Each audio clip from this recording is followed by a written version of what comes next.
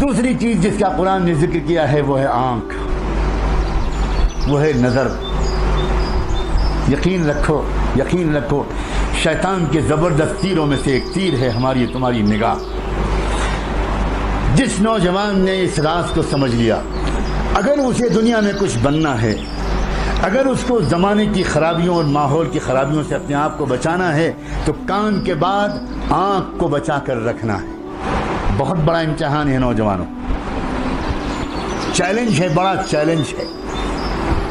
شیطان اس بات کا ایک عجیب سما باندھتا ہے، حسن کو بے نقاب کر کے باہر نکالتا ہے، لڑکیوں اور عورتوں کو باہر نکالتا ہے، تعلیم کے نام پر، ایجوکیشن کے نام پر، جاب کے نام پر، سروس کے نام پر، مارکیٹنگ کے نام پر، تفریح کے نام پر، گھومنے پھرنے کے نام پر، نہ جانے کن کن عنوانوں پر لڑکیوں اور عورتوں کو بے نقاب اور بے پردہ کر کے باہر نکالتا ہے،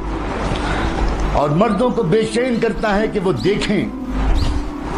مردوں کو بے قرار کرتا ہے کہ وہ دیکھیں۔ اور یہ دونوں سماج کے قیمتی حصے،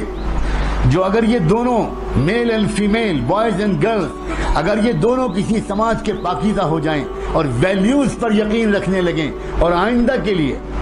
اس بات کا تہیہ کر لیں کہ نہ صرف یہ کہ مجھے اپنے آپ کو بچانا ہے، اپنی فیملی کو بھی بچانا ہے، اور جہاں تک ہو سکے اپنے رشتہ داروں، اپنے قریبی لوگوں، اپنے نیئر اینڈ ڈیئر ونس، اور یہاں تک کہ اپنے پورے علاقے کے اندر ایک پاکیزہ تہذیب کو پھیلانا ہے، لیکن یہ نہ کر پائیں لوگ، اس کے لیے ایک طرف تو بے پردگی پھیلائی جاتی ہے، بے حیائی پھیلائی جاتی ہے، بے شرمی پھیلائی جاتی ہے، اور لڑکیوں اور عورتوں کو پردے سے دور کیا جاتا ہے، ان کے دلوں کے اندر پردے کی حقارت بٹھائی جاتی ہے، ان کی سمجھ میں یہ آتا ہے کہ پردہ ترقی کے راستے میں رکاوٹ ہے، ان کی سمجھ میں یہ آتا ہے کہ بے پردگی روشن خیالی کی علامت ہے، ان کی سمجھ میں یہ آتا ہے کہ بے پردگی دراصل ماڈرنزم کی علامت ہے۔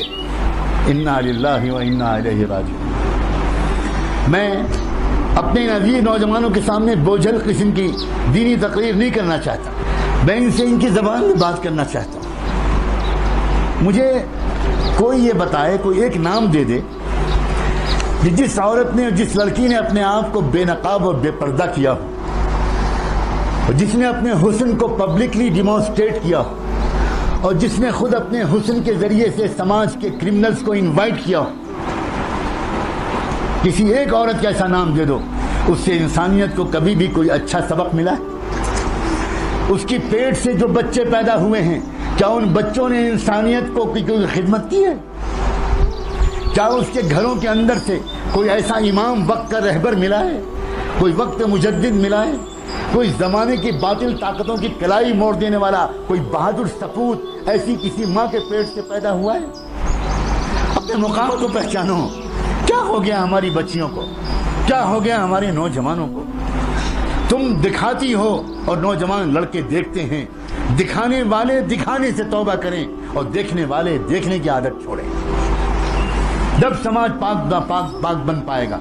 جب سماج پاک بن پائے گا، معاشرہ پاک نہیں بن سکتا اس مغربی تہذیب کے جیتے جی جو ہمارے گھروں میں گھس گئی۔ اللہ کرے اللہ کرے اللہ کرے میرے عزیز نوجوانوں کو تمہارے پیشانیوں سے ایمان کا نور جھلکتا،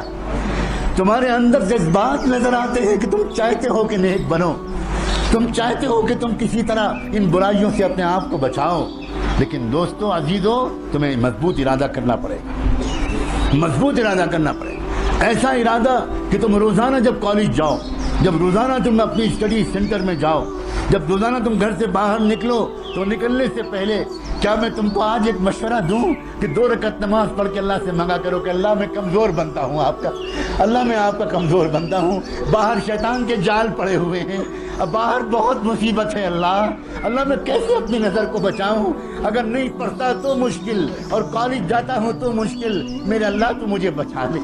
2 رکعت نماز پڑھ کے دعا کر کے جاؤ، درود شریف پڑھ کے جاؤ، اللہ کے رسول کے وسیلے سے دعا مانگ کر جاؤ، اور پھر دیکھنا تم کالج میں جاؤ گے، 12 گھنٹے کالج میں گزارو گے، 8 گھنٹے گزارو گے، ایک بار بھی بدنظری کا گناہ نہیں ہوگا، ایک بار بدنظری کا گناہ نہیں ہوگا۔ اپنی آنکھوں کو کنٹرول کرو،